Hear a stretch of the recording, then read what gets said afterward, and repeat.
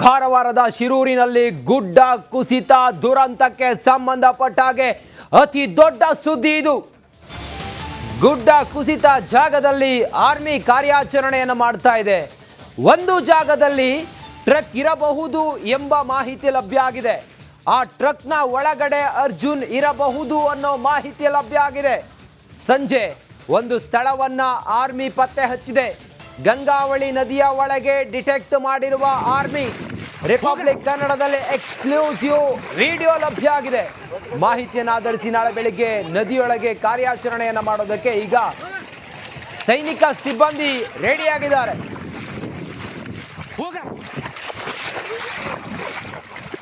ಇದೇನಾಗಿದೆ truck ನನ್ನ ಪ್ರಕಾರ ಇದು ಇದೇ ತರ ಮೂವ್ಮೆಂಟ್ ಆಗಿ ಲಾಸ್ಟ್ ನದಿ ಪಾತ್ರದಲ್ಲಿ ಹೋಗುವಾಗ ಇದು ಹಿಂಗೆ ಟಿಲ್ಟ್ ಆಗಿ ಉಲ್ಟಾ ಬಿದ್ದಿದೆ. ಲಾಕ್ಗಳು ಇಂಟ್ಯಾಕ್ಟ್ ಕಟ್ಟಿದಂಗೆ ಇದ್ದಾವೆ. ಅದ್ರ ಮೇಲೆ ಮಣ್ಣು ಬಿದ್ದಿರ್ಬೋದು ಅಂತ ನಾವು ಸಂಖ್ಯೆಯನ್ನು ಅವರಿಗೆ ಹೇಳಿದ್ವಿ. ಇದೇನಾಗಿದೆ ಟ್ರಕ್ ನನ್ನ ಪ್ರಕಾರ ಇದು ಇದೇ ತರ ಮೂವ್ಮೆಂಟ್ ಆಗಿ ಲಾಸ್ಟ್ ನದಿ ಪಾತ್ರದಲ್ಲಿ ಹೋಗುವಾಗ ಇದು ಹಿಂಗೆ ಟಿಲ್ಟ್ ಆಗಿ ಉಲ್ಟಾ ಬಿದ್ದಿದೆ.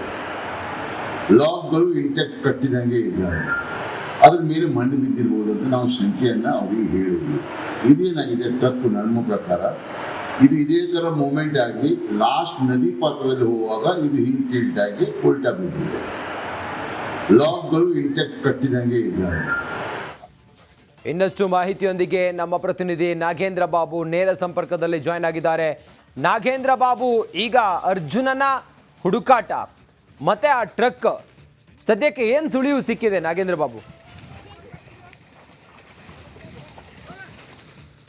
ರಂಜಿತ್, ನೋಡಿ, ಇವತ್ತು ಆರ್ಮಿ ತಂಡ ಆ ಶಿರೂರು ಭಾಗದ ಗುಡ್ಡ ಕುಸಿತ ಆಗಿರುವಂಥ ಜಾಗದಲ್ಲಿ ಗಂಗಾವಳಿ ನದಿಯ ಒಳಗಡೆ ಏನು ಮಣ್ಣಿನ ಗುಡ್ಡೆ ಕಾಣಿಸ್ತಾ ಇತ್ತು. ಆ ಗುಡ್ಡದಲ್ಲಿ ಒಂದು ಪಾಯಿಂಟನ್ನು ಮಾಡಿದ್ರೆ ಡಿಟೆಕ್ಟ್ ಆಗಿದೆ. ಆ ಜಾಗದಲ್ಲಿ ನಾಳೆ ಬೆಳಗ್ಗೆ ಹುಡುಕಾಡುವಂಥ ಕಾರ್ಯಾಚರಣೆ ಗಮನಿಸ್ತಾ ಇದ್ವಿ. ರಂಜಿತ್, ಮತ್ತೊಂದು ನಾವು ದೃಶ್ಯಾವಳಿಯನ್ನು ಗಮನಿಸ್ತಾ ಇದ್ವಿ. ಆ ಒಂದು ದೃಶ್ಯಾವಳಿ ಘಟನೆ ಆದ ದಿನ ಉಳುವರೆ ಗ್ರಾಮದ ಪಕ್ಕದ ಗ್ರಾಮದಲ್ಲಿ ನಿಂತು ಅಲ್ಲಿನ ಸ್ಥಳೀಯರು ಅದನ್ನು ಚಿತ್ರೀಕರಿಸಿರುವಂಥ ಎಕ್ಸ್ಕ್ಲೂಸಿವ್ ವಿಡಿಯೋಗ ರಿಪಬ್ಲಿಕ್ ಕನ್ನಡಕ್ಕೆ ಲಭ್ಯವಾಗಿರುವಂಥದ್ದು. ನೋಡಿ, ಆ ಘಟನೆ ಆದಾಗ ಅವರೆಲ್ಲೂ ಕೂಡ ಕಿರಿಸ್ತಾರೆ. ದೊಡ್ಡ ದೊಡ್ಡ ಟ್ಯಾಂಕರ್ಗಳು ಬೀಳ್ತಾ ಇದೆ, ಮಣ್ಣು ಕುಸಿದೆ. ಎಲ್ಲರೂ ಕೂಡ ಓಡಿ ಓಡಿ ಅಂತೇಳಿ ಕಿರ್ಚಾಡ್ತಾ ಗ್ರಾಮಸ್ಥರಲ್ಲೂ ಕೂಡ ಓಡಿ ಹೋಗುವಂಥ ಎಕ್ಸ್ಕ್ಲೂಸಿವ್ ದೃಶ್ಯಾವಳಿ ಈಗ ರಿಪಬ್ಲಿಕ್ ಕನ್ನಡಕ್ಕೆ ಲಭ್ಯವಾಗಿದೆ. ಮತ್ತೊಂದು ಕಡೆ ನಾಳೆ ಬೆಳಗ್ಗೆ ಶಾಸಕರಾಗಿರುವಂಥ ಸತೀಶ್ ಶೈಲ್ ಅವರು ಒಂದು ಬೂಮ್ರೇಜ್ 200 ಅನ್ನುವ ಹಿಟಾಚಿ ಗಾಡಿಯನ್ನು ತರಿಸಿ ಆ ಮೂಲಕ ಗುಡ್ಡ ಏನು ಮಣ್ಣಿನ ನಮ್ಮ ನದಿಯ ಒಳಗಡೆ ಇರುವಂಥ ಮಣ್ಣನ್ನು ತೆಗೆದು ಆ ಭಾಗದಲ್ಲಿ ಟ್ರಕ್ ಇದೆಯಾ ಅನ್ನುವ ಹುಡುಕಾಟವನ್ನು ನಡೆಸೋದಕ್ಕೆ ಬೆಳಗಾವಿಯಿಂದ, ಅಂದರೆ ಬೆಳಗಾವಿಯ ಗೋಕಾಕ್ನಿಂದ ಒಂದು ದೊಡ್ಡ ಮಿಷನರಿಯನ್ನು ಕೂಡ ತರಿಸುವಂಥ ಕೆಲಸವನ್ನು ಮಾಡ್ತಾರೆ. ಬೆಳಗ್ಗೆ 6:30 ಅದರ ಕಾರ್ಯಾಚರಣೆ ಕೂಡ ಆಗುತ್ತೆ. ಆರ್ಮಿಯವರು ಕೂಡ ನಾಳೆ ಬೆಳಗ್ಗೆ 7 ಗಂಟೆಗೆ ಕಾರ್ಯಾಚರಣೆಯನ್ನು ಆರಂಭ ಮಾಡಿ ಆ ಟ್ರಕ್ ಜೊತೆಗೆ ನಮ್ಮವರು ಜಗನ್ನಾಥ್ ನಾಯಕ್ ಹಾಗೆ ಲೋಕೇಶ್ ಇವರನ್ನು ಕೂಡ ಹುಡುಕಾಡುವಂಥ ಕೆಲಸಕ್ಕೆ ಮುಂದಾಗ್ತಾರೆ. ರಂಜಿತ್, ಓಕೆ, ಥ್ಯಾಂಕ್ ಯು ನಿಮ್ಮೆಲ್ಲ ಮಾಹಿತಿಗಾಗಿ ನಾಗೇಂದ್ರ ಬಾಬು. ಪರಪ್ಪನ ಅಗ್ರಹಾರದಲ್ಲಿ ಮುದ್ದೆ ಮುರಿತಾ ಇದ್ದ ಕರಿಯನಿಗೆ ಇದೀಗ ಅನಾರೋಗ್ಯದ ಸಮಸ್ಯೆ ಎದುರಾಗಿದೆ. ಗಟ್ಟಿಮುಟ್ಟಾಗಿದ್ದ ದರ್ಶನ್ಗೆ ಏಕಾಏಕಿ ಏನಾಯ್ತು ಸಡನ್ ಆಗಿ ಅಂತೀರಾ? ಈ ಸ್ಟೋರಿ ನೋಡಿ.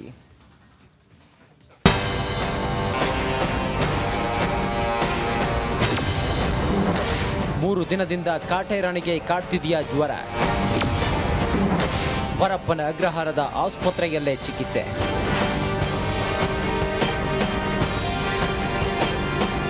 ಸಿವಿಲ್ ಗ್ಯಾಂಗ್ ಜೈಲು ಸೇರಿ ಬರೋಬ್ಬರಿ 1 ತಿಂಗಳು ಕಳೆದಿದೆ. 31 ದಿನಗಳಿಂದ ಜೈಲಿನಲ್ಲಿ ಮುದ್ದೆ ಮುರಿಯುತ್ತಿರುವ ದರ್ಶನ್ಗೆ ಈಗ ಜ್ವರ ಕಾಡ್ತಿದೆಯಂತೆ. 3 ದಿನಗಳಿಂದ ಕಂಬಿ ಹಿಂದೆ ಚಳಿ ಜ್ವರದಿಂದ ಬಳಲುತ್ತಿದ್ದಾರಂತೆ.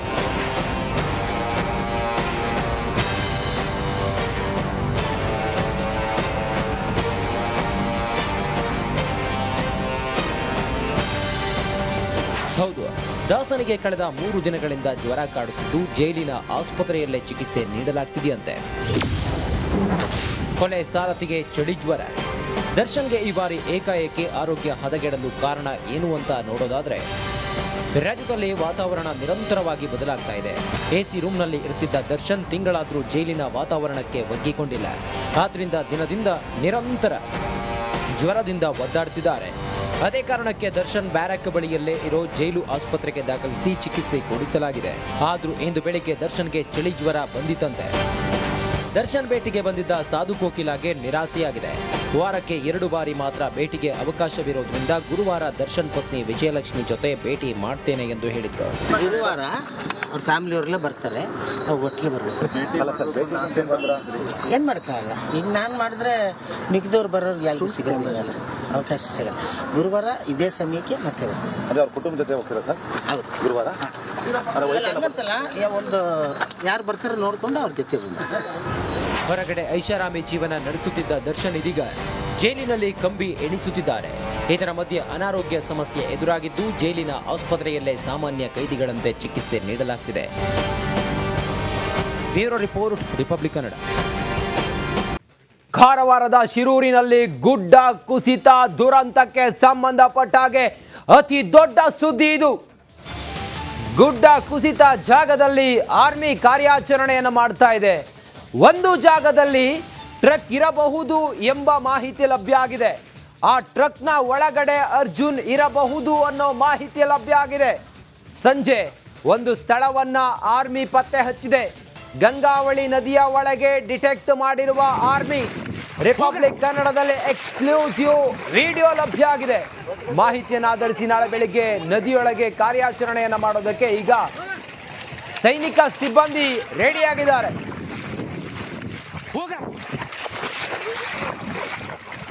ಇದೇನಾಗಿದೆ ಟ್ರಕ್ ನನ್ನ ಪ್ರಕಾರ ಇದು ಇದೇ ತರ ಮೂವ್ಮೆಂಟ್ ಆಗಿ ಲಾಸ್ಟ್ ನದಿ ಪಾತ್ರದಲ್ಲಿ ಹೋಗುವಾಗ ಇದು ಹಿಂಗ್ ಟಿಲ್ಟ್ ಆಗಿ ಉಲ್ಟಾ ಬಿದ್ದಿದೆ.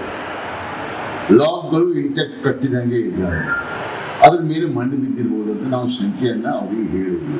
ಇದೇನಾಗಿದೆ ಟ್ರಕ್ ನನ್ನ ಪ್ರಕಾರ ಇದು ಇದೇ ತರ ಮೂವ್ಮೆಂಟ್ ಆಗಿ ಲಾಸ್ಟ್ ನದಿ ಪಾತ್ರದಲ್ಲಿ ಹೋಗುವಾಗ ಇದು ಹಿಂಗ್ ಟಿಲ್ಟ್ ಆಗಿ ಉಲ್ಟಾ ಬಿದ್ದಿದೆ.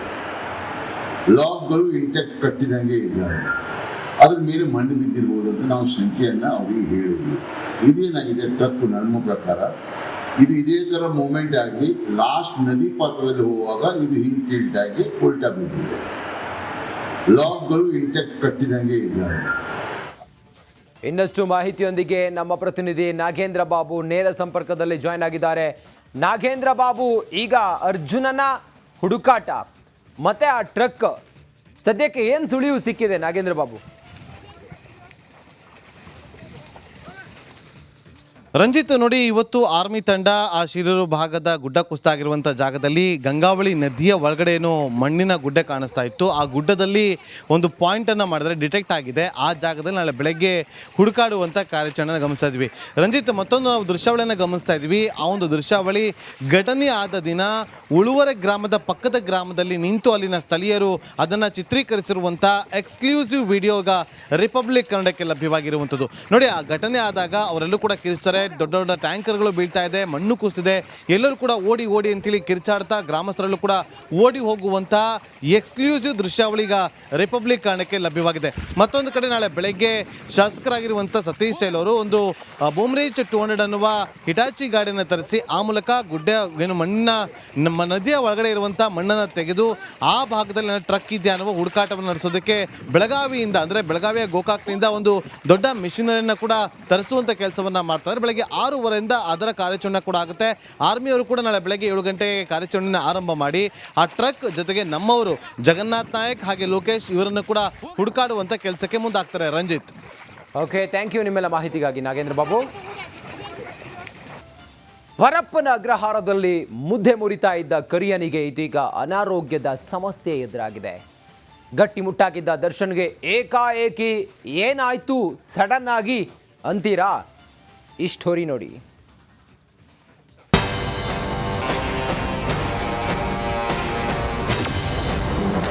ಮೂರು ದಿನದಿಂದ ಕಾಟೇರಣಿಗೆ ಕಾಡ್ತಿದೆಯಾ ಜ್ವರ? ಪರಪ್ಪನ ಅಗ್ರಹಾರದ ಆಸ್ಪತ್ರೆಯಲ್ಲೇ ಚಿಕಿತ್ಸೆ.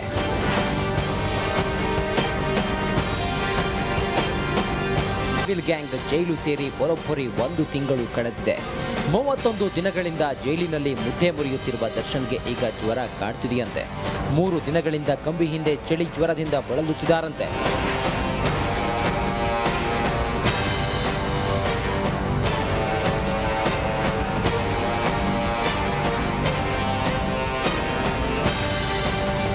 ಹೌದು, ದಾಸನಿಗೆ ಕಳೆದ 3 ದಿನಗಳಿಂದ ಜ್ವರ ಕಾಡುತ್ತಿದ್ದು ಜೈಲಿನ ಆಸ್ಪತ್ರೆಯಲ್ಲೇ ಚಿಕಿತ್ಸೆ ನೀಡಲಾಗ್ತಿದೆಯಂತೆ.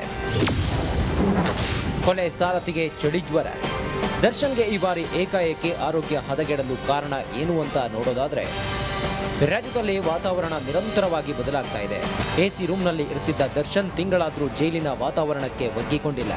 ಆದ್ರಿಂದ ದಿನದಿಂದ ನಿರಂತರ ಜ್ವರದಿಂದ ಒದ್ದಾಡ್ತಿದ್ದಾರೆ. ಅದೇ ಕಾರಣಕ್ಕೆ ದರ್ಶನ್ ಬ್ಯಾರಕ್ ಬಳಿಯಲ್ಲೇ ಇರೋ ಜೈಲು ಆಸ್ಪತ್ರೆಗೆ ದಾಖಲಿಸಿ ಚಿಕಿತ್ಸೆ ಕೊಡಿಸಲಾಗಿದೆ. ಆದರೂ ಇಂದು ಬೆಳಿಗ್ಗೆ ದರ್ಶನ್ಗೆ ಚಳಿ ಜ್ವರ ಬಂದಿತ್ತಂತೆ. ದರ್ಶನ್ ಭೇಟಿಗೆ ಬಂದಿದ್ದ ಸಾಧು ಕೋಕಿಲಾಗೆ ನಿರಾಸೆಯಾಗಿದೆ. ವಾರಕ್ಕೆ 2 ಬಾರಿ ಮಾತ್ರ ಭೇಟಿಗೆ ಅವಕಾಶವಿರೋದ್ರಿಂದ ಗುರುವಾರ ದರ್ಶನ್ ಪತ್ನಿ ವಿಜಯಲಕ್ಷ್ಮಿ ಜೊತೆ ಭೇಟಿ ಮಾಡ್ತೇನೆ ಎಂದು ಹೇಳಿದ್ರು. ಗುರುವಾರ ಅವ್ರ ಫ್ಯಾಮಿಲಿಯವ್ರೆಲ್ಲ ಬರ್ತಾರೆ, ನಾವು ಒಟ್ಟಿಗೆ ಬರಬೇಕು. ಅಲ್ಲ ಸರ್, ಭೇಟಿ ಅಂತಂದ್ರೆ ಏನು ಮಾಡೋಕ್ಕಾಗಲ್ಲ. ಈಗ ನಾನು ಮಾಡಿದ್ರೆ ಮಿಕ್ಕಿದವ್ರು ಬರೋರಿಗೆ ಯಾರಿಗೂ ಸಿಗೋದಿಲ್ಲ, ಅವಕಾಶ ಸಿಗಲ್ಲ. ಗುರುವಾರ ಇದೇ ಸಮಯಕ್ಕೆ ಮತ್ತೆ ಬರ್ತಾರೆ. ಅಂದ್ರೆ ಅವ್ರ ಕುಟುಂಬದ ಜೊತೆ ಹೋಗ್ತೀರಾ ಸರ್ ಹೌದು. ಗುರುವಾರ? ಅಲ್ಲ, ಹಂಗಂತಲ್ಲ, ಒಂದು ಯಾರು ಬರ್ತಾರೋ ನೋಡಿಕೊಂಡು ಅವ್ರ ಜೊತೆ ಬಂದು. ಹೊರಗಡೆ ಐಷಾರಾಮಿ ಜೀವನ ನಡೆಸುತ್ತಿದ್ದ ದರ್ಶನ್ ಇದೀಗ ಜೈಲಿನಲ್ಲಿ ಕಂಬಿ ಎಣಿಸುತ್ತಿದ್ದಾರೆ. ಇದರ ಮಧ್ಯೆ ಅನಾರೋಗ್ಯ ಸಮಸ್ಯೆ ಎದುರಾಗಿದ್ದು ಜೈಲಿನ ಆಸ್ಪತ್ರೆಯಲ್ಲೇ ಸಾಮಾನ್ಯ ಕೈದಿಗಳಂತೆ ಚಿಕಿತ್ಸೆ ನೀಡಲಾಗ್ತಿದೆ. Bureau report, Republic Kannada.